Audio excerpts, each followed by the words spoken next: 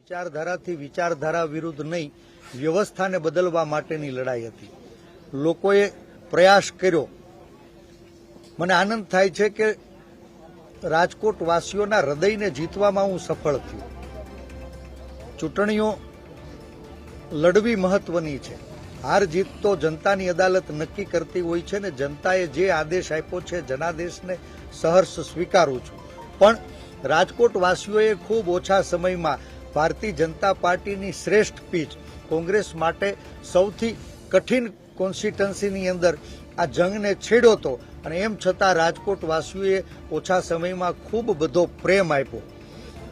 સંસદ બનવાનું સપનું નહોતું પણ હાથી બની અને આવતા 5 વર્ષ રાજકોટના લોકો એની વેદનાને વાચા આપવા માટે કોંગ્રેસ પક્ષનો આ કાર્યકર્તા રાજકોટમાં રહેવાનો છે, રાજકોટ વાસીઓની વચ્ચે રહેવાનો છે અને જ્યારે જ્યારે પ્રજાની પીડા હશે, પ્રજાની વેદના હશે તેને વાચા આપવા માટેનો નિષ્ઠાપૂર્વક પ્રયાસ કરવાનો.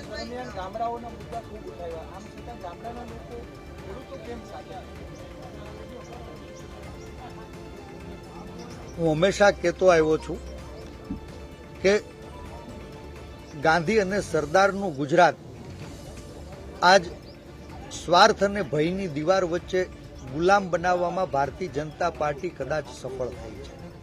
ક્યાંય સરકારી તંત્રનો દુરુપયોગ કરી, ક્યાંય ડરાવી, ક્યાંય ધમકાવી, ક્યાંય લલચાવી, ક્યાંય ફોસલાવી, ક્યાંય ભરમાવી, સતત અને સળંગ સત્તાના મદમાં શાસકો ભાન ભૂલ્યા છે અને એનું પરિણામ સામાન્ય લોકોએ ભોગવવું પડે છે. પંચાયતથી પાર્લામેન્ટ સુધી ભારતીય જનતા પાર્ટીનું શાસન છે, કોર્પોરેશનથી કેન્દ્ર સુધી ભારતીય જનતા પાર્ટીનું શાસન છે.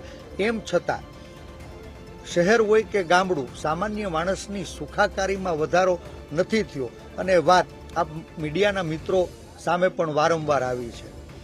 રાજકોટ સ્માર્ટ સિટીના વર્ષોથી સપનાઓ દેખાડ્યા પછી પણ આપણે જોઈએ છીએ કે પરિણામો પહેલા ટીઆરમી ગેમ ઝોનની અંદર એક માનવ સર્જિત દુર્ઘટનાએ કેટલાય નિર્દોષ લોકોનો ભોગ લીધો.